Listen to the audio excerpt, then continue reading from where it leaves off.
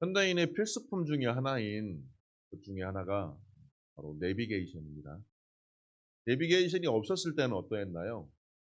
저도 예전부터 운전을 해 봤을 때 차에 내비게이션이 장착되지 않았을 때는 항상 차에 지도를 하나 두었습니다. 지도를 보면서 목적지를 찾아갔었습니다.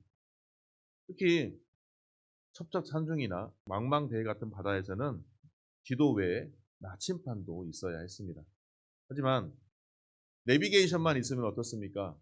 아무리 초행길이라 할지라도 그곳을 안전하게 무리 없이 도착할 수가 있습니다. 또 요즘은 어떻습니까? 실시간으로 업데이트해 주기 때문에 가장 빠른 길로도 안내하는 것이 바로 내비게이션입니다. 그런데 우리의 험난한 인생에도 우리의 삶을 안전하게 인도할 내비게이션이 있습니다. 그것은 바로 우리 하나님이십니다. 우리 인생에 하나님이 내비게이션인 이유는 우리가 살아가는 이 세상이 너무나도 험난하여서 또 우리가 너무나도 연약한 존재이기 때문에 그 험난한 세상 속에서 우리의 믿음이 흔들리기 때문입니다.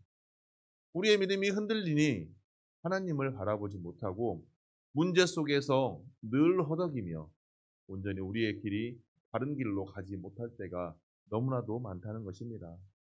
그래서 우리는 우리의 험난한 인생에 바른 길로 인도할 내비게이션인 하나님을 바라봐야 하는 것입니다.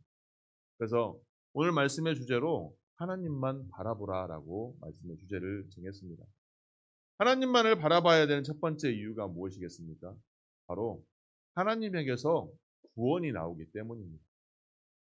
본문 1절 말씀입니다. 다 같이 한번 읽어보겠습니다. 시작.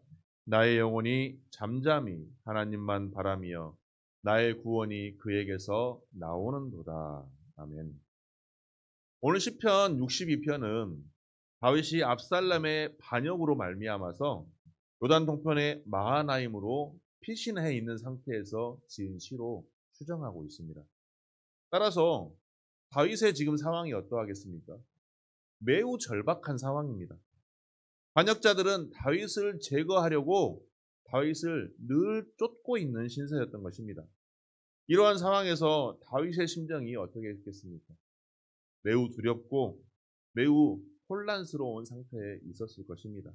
하지만 다윗은 그러함에도 불구하고 두렵고 혼란스러운 상태였음에도 불구하고 그의 심정은 요동하지 않았습니다.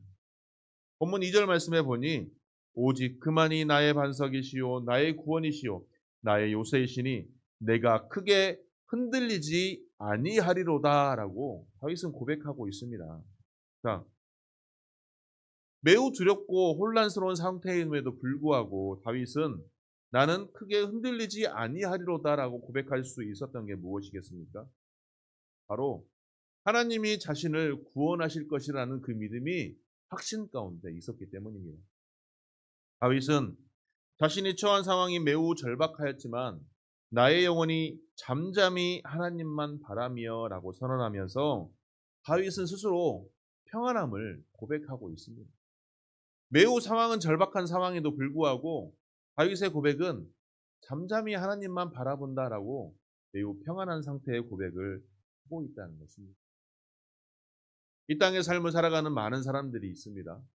그런데 아무리 강심장을 가지고 있는 사람이라 할지라도 내가 지금 죽을 수밖에 없는 위기에 닥쳤더라면 그 마음이 어떻겠습니까? 매우 두렵고 요동하며 흔들릴 것입니다. 겉으로는 내색하지 않는다 할지라도 그 마음은 매우 심하게 요동하며 흔들릴 것입니다. 하지만 다윗에게는 그러한 요동을 전혀 느낄 수가 없습니다. 아주 매우 잔잔한 호수와 같습니다. 왜 그렇겠습니까? 다윗이 바로 하나님을 절대적으로 신뢰하고 있기 때문입니다. 하나님만 바라보고 있으며 하나님을 절대적으로 신뢰하며 하나님께서 나를 구원하실 것이라는 그 확신이 다윗의 심령 가운데 있었기 때문에 다윗은 요동하지 않았던 것입니다. 이러한 다윗의 심령이 오늘 우리의 심령이 되기를 소망합니다. 진정한 성도는 이처럼 위기의 순간에도 잠잠히 하나님만 바라보는 사람입니다. 성경을 보면 하나님만 바라보지 못했던 사람들이 많이 나옵니다. 그 중에서 사울을 들 수 있습니다. 사울은 이스라엘의 초대 왕이었습니다. 그럼에도 불구하고 사울은 하나님을 바라보지 못하는 신앙으로 결국 하나님께 버림받았습니다. 그 이유가 무엇일까요? 사울은 블레셋과의 전투를 앞두고 사무엘이 제사를 드려준다고 하였지만 제 시간이 다가와도 사무엘 제사장이 나타나지 않자 이를 보고 그 와중에 블레셋 공격이 시작되자 자신의 군사들이 도망감으로 인하여 사울은 두려움에 앞서기 시작하였습니다.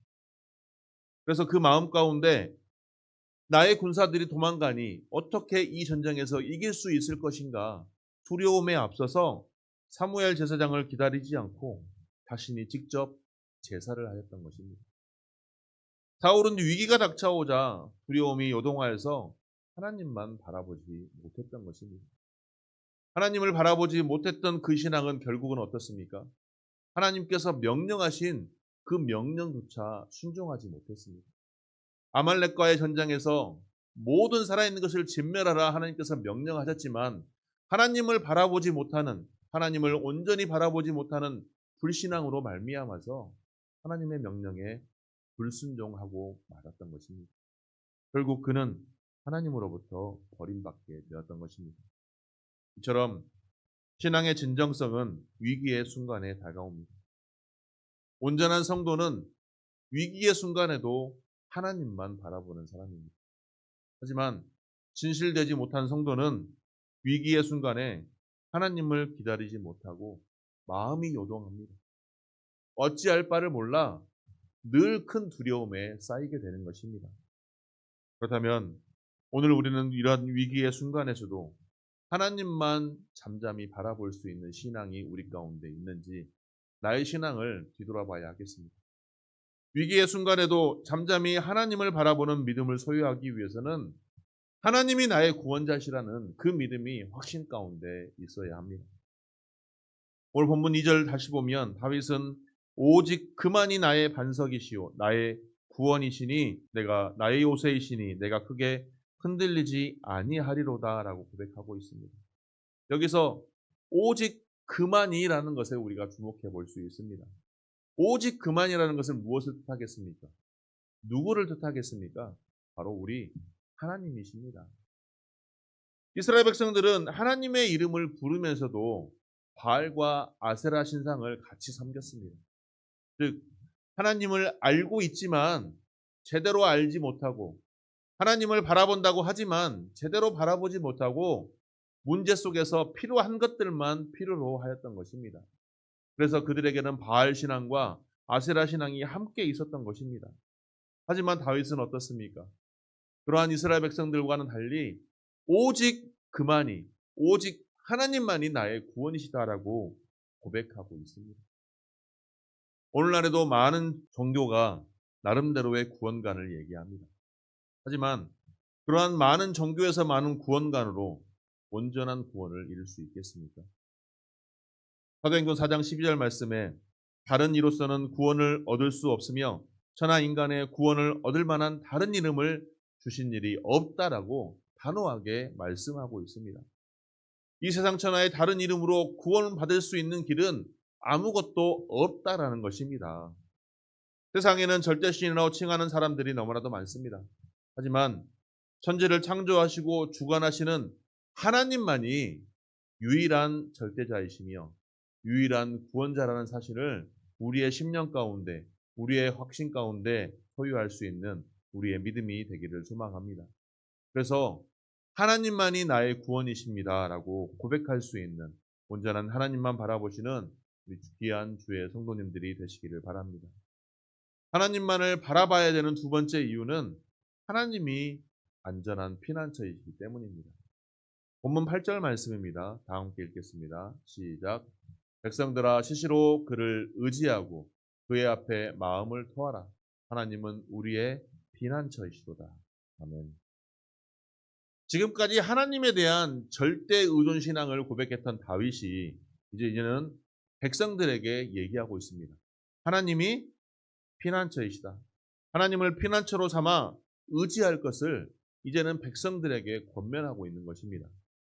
이것은 하나님을 의지하는 일이 비단 자신의 일뿐만이 아니라 하나님의 백성 모두가 똑같이 하나님을 피난처로 삼아야 된다는 신념에서 나오는 다윗의 고백이었습니다.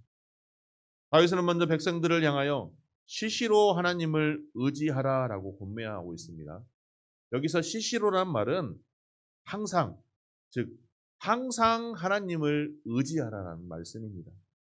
하나님의 도움이 필요할 때만 의지하는 것이 아니라 또 그렇지 않을 때는 의지하지 않아도 된다는 것이 아니라 평탄할 때나 순탄할 때나 환난이 왔을 때나 한결같이 하나님을 신뢰하며 의지해야 된다고 말하는 것입니다. 환난이나 고난이 왔을 때, 시련이 왔을 때는 우리는 하나님을 부르짖어 기도합니다. 하나님을 부르짖고 의지합니다. 하지만 내가 평안할 때는 하나님을 찾지 않을 때가 너무나도 많습니다. 내가 평안한 것이 마치 당연한 것처럼 하나님을 의지하지도 않고 하나님을 부르지도 않는 것입니다. 환난과 고난과 시련의 때만 하나님을 부르는 것은 무엇일까요? 내게 닥친 문제 속에서 어려울 때만 하나님을 찾는 것은 무엇일까요? 바로 하나님을 우상 삼는 기복신앙인 것입니다. 그런데 계속해서 보면 다윗은 그의 앞에 마음을 토하라라고 말하고 있습니다. 이것은 하나님을 의지하는 방법을 말하는 것입니다. 마음을 토한다는 것은 무엇일까요? 토한다는 것은 물을 쏟아놓는다는 의미로서 하나님 앞에 우리 마음을 토해 놓는 것입니다. 마음에 있는 모든 것을 하나님 앞에 쏟아놓는 것입니다. 내 자신의 모든 문제를 하나님 앞에 내어놓고 하나님을 온전히 의지하는 것입니다. 자, 하나님을 의지한다는 것은 하나님께 내 모든 문제를 내려놓고 하나님의 도우심을 구하는 것입니다. 내 스스로 내 문제를 해결하려고 하지 않고 하나님께 내 모든 문제를 맡겨 내어놓고 하나님께서 의지하며 하나님께서 전적으로 도와주시기를 간구하는 신앙인 것입니다. 어떤 사람은 아주 사소한 것까지도 하나님께 내어놓는다고 하여 의지력이 없다라고 말하는 사람도 있기도 합니다. 하지만 내 자신의 사소한 문제까지라도 하나님께 내어놓는 신앙, 하나님을 통해서 내 모든 것들을 행하려고 하는 신앙, 그것을 하나님께서는 기뻐하신다는 것입니다. 사실 우리 인간은 너무나도 연약하기 때문에 사소한 것 하나까지도 하나님의 도우심이 없이는 그걸 해결할 수 없습니다. 내 자신의 능력이 아무리 뛰어나다 할지라도 하나님의 도우심이 없이는 아무것도 행할 수 없다는 것입니다. 하나님께서 우리를 도우시고 하나님께서 우리를 살펴주지 않으시면 한순간도 우리는 살아갈 수 없는 너무나도 연약한 존재라는 것입니다. 그런데 많은 사람들이 이처럼 진정한 피난처이신 하나님께 도움을 구하지 않고 너무나도 내가 구하고 싶은 그것에 의지하는 경향이 너무나도 많습니다. 환난에 처할 때 내가 의지하는 그것이 나의 피난처가 되고 도움이 될 것이라고 생각합니다. 어떤 사람은 돈을 의지합니다. 어떤 사람은 능력이 있는 사람을 의지합니다. 또 어떤 사람은 권력을 의지합니다. 하지만 그러한 것들이 온전한 피난처가 될 수 있겠습니까? 부자가 3대를 못 간다고 합니다. 또 아무리 능력 있는 사람에게 빌붙는다고 하여서 내가 문제가 해결되고 내 문제를 온전히 해결될 수가 없습니다. 권력이 어디까지 유지가 될 수 있겠습니까? 요즘 처하는 상황들을 보면 이러한 것들을 통하여 내 문제가 해결될 수 있는 것은 아무것도 없습니다. 돈으로도 능력 있는 사람으로도 권력으로도 해결할 수 없는 환난이 있다는 것입니다. 죽음의 앞에 있는 질병을 어떻게 돈으로, 권력으로, 능력 있는 사람으로 해결할 수 있겠습니까? 드라마를 보면, 메디컬 드라마를 보면 어떤 유명한 의사가 나와서 모든 것을 그 병을 고치는 드라마들이 많이 나옵니다. 하지만 죽음 앞에 있는 그 질병 앞에서는 그 누구도, 그 무엇도 아무리 능력 있는 의사라 할지라도 해결할 수 없습니다. 우리가 그 질병 앞에서 얼마나 많은 고난 가운데 있었습니까? 코로나라는 그 질병 앞에서 수많은 사람들이 죽음을 앞두고 있었을 때, 죽어갈 때 우리는 바라볼 수밖에 없었습니다. 또 대지진과 홍수, 태풍의 위력 앞에서 우리는 속수무책으로 바라볼 수밖에 없었습니다. 하지만 하나님께서는 이러한 불가항력적인 환난 가운데서도 하나님을 바라보는 자들에게 완전한 피난처가 된다는 사실을 우리가 확신으로 삼아야 할 것입니다. 하나님을 바라고 의지하는 우리의 믿음의 사람들에게 하나님께서는 우리의 완전한 피난처가 되십니다. 그런데 우리 믿음의 사람들에게도 고난과 시련이 닥치기도 합니다.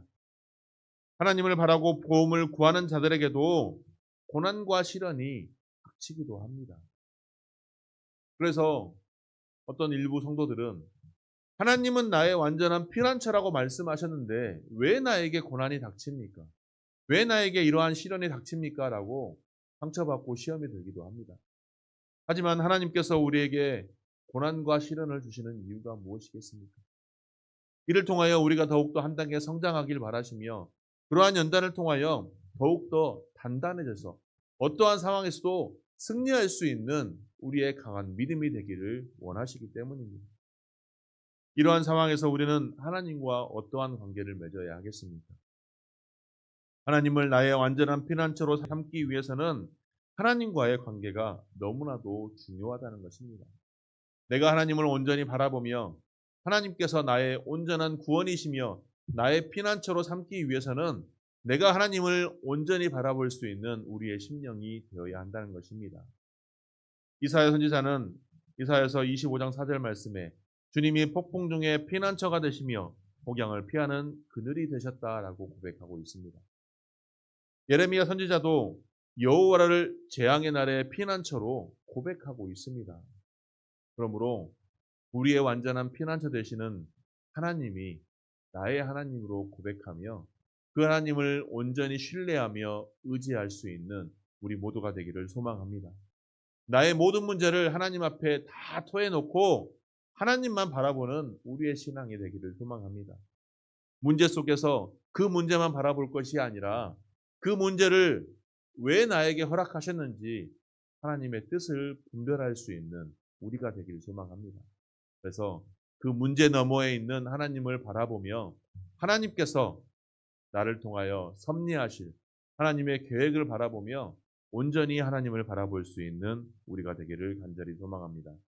하나님을 바라봐야 되는 세 번째 이유는 바로 그 하나님에게서 진정한 소망이 나오기 때문입니다. 우리가 삶을 살아가다 보면 꼭 성취하고 싶은 것들이 있습니다. 이것을 바로 소망이라고 부릅니다. 그러나 이 안에 인간적인 욕심이 개입된 소망은 정말로 허망합니다. 하나님께서는 인간의 욕심이 개입이 된 소망을 헛것이라고 말하면서 이것들을 보기만 하여도 낙담할 것이라고 경계하고 있습니다. 왜냐하면 이러한 인간적인 소망은 결국 사라져버리고 마는 것이기 때문입니다. 본문 9절과 10절 말씀입니다. 함께 읽겠습니다. 시작. 사람은 입김이여 인생도 속임수이니 저울에 달면 그들은 입김보다도 가벼우리로다. 보약을 의지하지 말며 탈취한 것으로 허망하여 지지 말며 재물이 들어도 거기에 마음을 두지 말지어다. 아멘. 여기에서 입김보다 가볍다라는 말은 사람은 어떠한 존재임에도 막론하고 의지할 만한 대상이 되지 못한다라는 것입니다. 즉, 사람은 신뢰할 수 없는 존재이라는 것입니다. 좀 전에도 능력 있는 사람을 의지한다라고 하였습니다. 하지만 사람은 온전히 신뢰할 수 있는 것이 못 됩니다. 100% 신뢰할 수 있는 존재가 되지 못한다는 것입니다. 많은 사람들이 능력 있는 사람 옆에 빌붙어 있으면 내가 그 밑에서 한 자리 차지할 수 있을 것이다. 또 내가 행하는 모든 것들이 잘 풀릴 수 있을 것이다 라고 생각하여서 그 능력 있는 사람에 빌붙기도 합니다. 하지만 그 사람의 능력 있는 사람이 얼마나 그 능력이 유지되겠습니까? 그 능력 또한 제한적이라는 것입니다. 그러므로 사람은 절대적으로 믿고 의지할 수 있는 대상이 안 된다는 것입니다. 환경에 따라 마음의 감정이 변하는 존재가 사람입니다. 언제든지 변할 수 있는 것이 사람이기 때문에 아무리 굳게 약속을 하였어도 변할 수밖에 없는 것이 사람이기 때문에 사람을 온전히 의지할 수 없다는 것입니다. 또 물질도 의지할 만한 대상이 되지 못합니다. 사람의 눈에 보이는 중요하게 되는 물질, 이거에 대해 욕심과 집착은 너무나도 강합니다. 이 물질을 얻기 위해 세상의 사람들은 어떠합니까? 모든 것을 팽개쳐 놓고 그것에만 몰두합니다. 물질을 쌓으려고 약탈과 불법을 마다하지 않습니다. 나의 재물이 늘어가는 것이 행복이라고 생각하는 사람들이 이 세상의 관점인 것입니다. 그래서 물질이 없으면 가난하고 힘들면 불행하다고 생각합니다.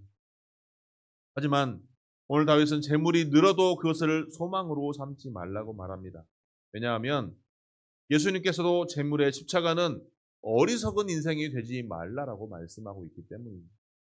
물론 우리의 삶을 살아가면서 물질은 매우 중요합니다. 물질이 있어야 무언가도 할 수 있기 때문입니다. 하나님의 사역도 물질이 있어야 합니다. 하지만 그 물질의 노예가 되어서는 안 된다는 것입니다. 하나님의 일을 하기 위해서, 하나님의 사역을 하기 위해서, 하나님의 나라를 세워가기 위해서 수단으로 사용되는 것일 뿐이지 그러한 물질의 노예가 되어서는 그러한 어리석은 인생이 되지 말라라고 예수님께서도 누가복음 12장에서 말씀하고 있는 것입니다. 이처럼 사람이나 재물은 영원한 소망이 될 수가 없습니다. 그렇다면 영원한 참된 소망은 누구이십니까? 바로 우리 하나님이십니다. 다윗은 오늘 본문 5절 말씀에서도 나의 영혼아 잠잠히 하나님만 바라라. 무릇 나의 소망이 그로부터 나오는도다라고 고백하고 있습니다. 하나님을 바라며 한없는 평안을 느끼고 있는 것입니다. 나의 소망이 하나님께서로만 나온다라고 말하고 있는 것입니다. 우리가 인간적으로 바라는 것을 희망이라고 부릅니다. 희망은 세상에서 많이 사용되는 용어입니다. 하지만 성경에서는 그 희망을 소망이라고 부릅니다. 그런데 세상의 희망은 불행과 결핍에서 시작이 되기 때문에 모든 것에서 만족한 상태에서는 희망을 가질 필요가 없습니다. 즉, 무엇을 희망한다는 것은 무엇을 뜻합니까? 내가 가진 것이 없기 때문에, 내가 부족한 것이 있기 때문에 그것을 원하기 위해서 희망한다는 것입니다. 그런데 소망은 무엇입니까? 오직 하나님께서 모든 것을 채워주시는 것이 소망입니다. 하나님을 믿지 않는 자가 희망을 가질 수는 있지만 소망을 가질 수는 없습니다. 세상에서 자신이 바라는 것은 희망이지만 소망은 하나님의 약속의 근거에서 나오기 때문입니다. 다시 말해 희망이 인간의 필요에 의해서 시작이 된다면 소망은 하나님의 사랑으로부터 나오는 것입니다. 소망은 인간의 세상적인 희망이 끊어진 곳에서 시작되며 하나님을 의지하고 바라보는 곳에서 시작이 되는 것입니다. 그러므로 인간적인 희망을 꿈꾸기보다 하나님께서 허락하시는 소망을 꿈꾸시기 바랍니다. 무릇 나의 소망이 그로부터 나온도다 다윗이 고백했던 것처럼 우리의 소망이 하나님으로부터 나온다는 확신이 우리의 심령 가운데 있기를 소망합니다. 그러한 소망이 있으면 세상의 희망이 끊어진 곳에서도 모든 고난과 어려움을 극복할 수가 있는 것입니다. 세상이 어렵고 모든 것이 쇠하고 변할지라도 하나님은 영원하시기 때문에 그 하나님이 영원하신 하나님에게서부터 그 소망이 나온다는 것을 확신하고 그 소망을 바라보는 우리의 인생이 되기를 소망합니다. 내가 바라고 원하는 그것을 이루기 위해서 희망적인 삶을 살기보다 하나님께서 원하시는 소망 가운데 하나님께서 허락하시는 그 소망 가운데 우리의 삶이 나오기를 소망합니다. 하나님을 바라보는 사람은 세상의 어떠한 유혹에도 어떠한 고난에도 흔들리지 않고 믿음으로 승리할 수 있습니다. 하나님을 바라보는 인생은 믿음으로 사는 것이며 하나님 앞에서 정직하게 소망 가운데 살아가는 것입니다. 다윗은 수많은 고난을 겪었습니다. 원수들의 공격과 자식의 반역으로 도망자의 신세가 되었고 자식까지 잃어버리는 신세가 되었습니다. 하지만 그러한 고난의 순간마다 다윗은 그러한 유혹에 흔들리지 않고 승리의 삶을 살았던 것입니다. 그 이유가 무엇이겠습니까? 내가 바라는 희망 가운데 살아가는 것이 아니라 하나님께서 나오는 소망 가운데 살았기 때문입니다. 힘들고 어려울 때 세상이 주는 달콤한 유혹을 뿌리치기가 너무나도 어렵습니다. 돈이 없는 사람은 돈의 유혹이 너무나도 달콤합니다. 세상의 명예와 권력의 유혹도 너무나도 달콤합니다. 이러한 세상의 유혹이 너무나도 달콤하여서 하나님을 온전히 바라보지 못할 때가 많습니다. 몸이 아픈 사람은 그저 내 몸이 낫기만을 원합니다. 그것만이 소망이기 때문입니다. 그것만이 희망이기 때문입니다. 하지만 그러한 모든 것을 해결할 수 있는 분은 바로 우리 하나님이십니다. 하나님께서 나를 향한 그 계획하심이, 나를 향한 섭리가 무엇인가를 분별하여서 그렇게 하나님을 온전히 바라볼 수 있는 우리가 되기를 소망합니다. 세상의 유혹은 우리에게 영원한 것을 줄 수 없습니다. 오히려 그 결과는 매우 참담합니다. 그러나 그러한 세상의 유혹에 흔들리지 않고 하나님만 바라보는 우리가 되기를 소망합니다. 그것이 우리가 믿음의 사람으로서 온전히 하나님의 길을 걸어가는 사람입니다. 우리가 하나님만을 바라봐야 하는 이유가 무엇이겠습니까? 우리의 인생의 항로 속에 하나님을 내비게이션으로 삼아야 되는 이유가 무엇이겠습니까? 우리가 하나님만 바라봐야 하는 이유는 하나님만이 우리의 구원이시기 때문입니다. 하나님만이 우리의 안전한 피난처이시기 때문입니다. 하나님만이 우리에게 참된 소망이시기 때문입니다. 그러므로 인생이라는 망망대해를 항해하며 거센 풍랑이 닥친다 할지라도 우리를 구원하시고 우리의 안전한 피난처가 되시고 참된 소망을 주시는 하나님만을 온전히 바라보시기 바랍니다. 하나님만을 온전히 바라보시고 그 하나님께서 베풀어 주시는 은혜와 복으로 또 하나님께서 나를 향한 그 계획하심 가운데 거친 항해 인생의 항로에서 늘 안전하고 늘 우리가 원하는 길이 아닌 하나님께서 원하시는 길을 걸어감으로 하나님께로만 영광 돌리는 귀한 우리의 삶이 되시기를 주님의 이름으로 간절히 축원합니다.